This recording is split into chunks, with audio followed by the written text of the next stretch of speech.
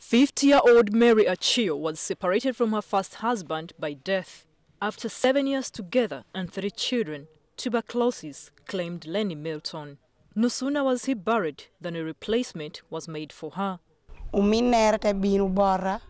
My husband's brother approached me and he agreed to look after my 3 children. After that, I had 5 children with him. Anthony Okwen moved into her house, formerly his late brother's marital home. As a widow, I don't think I should stay alone. I am still young. Acio appears happy about her union to her former brother-in-law, but it is this practice that the Marriage and Divorce Bill seeks to ban. The Marriage and Divorce Bill interprets widow inheritance as a custom by which a relative of a deceased husband inherits his widow as his wife.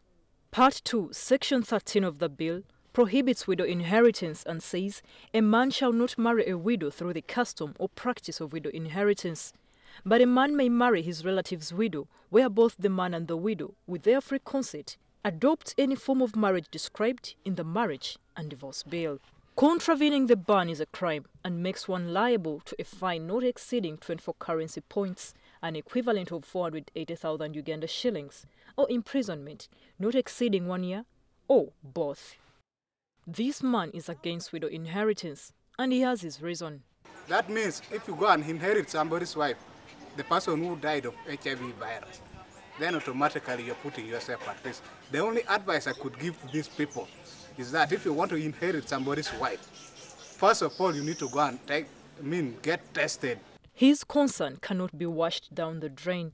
HIV is real, and unfortunately, it may be overlooked when a woman is automatically transitioned to a marriage or union that expects continuity. There are some cultural practices, and then there are some leaders, and some other things that are above our standard.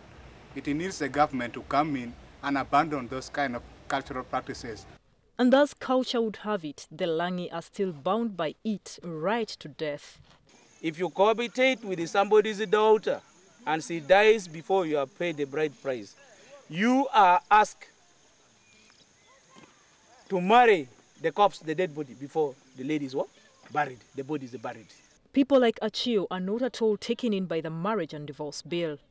I don't support the bill. It should stay away from our cultural practices. In case her husband's brother dies, she will not hesitate to follow culture if another one of his relatives were to be chosen for her. There is no prospect of her saying no, especially if her family is not willing to have her back and she has no means to raise her 8 children.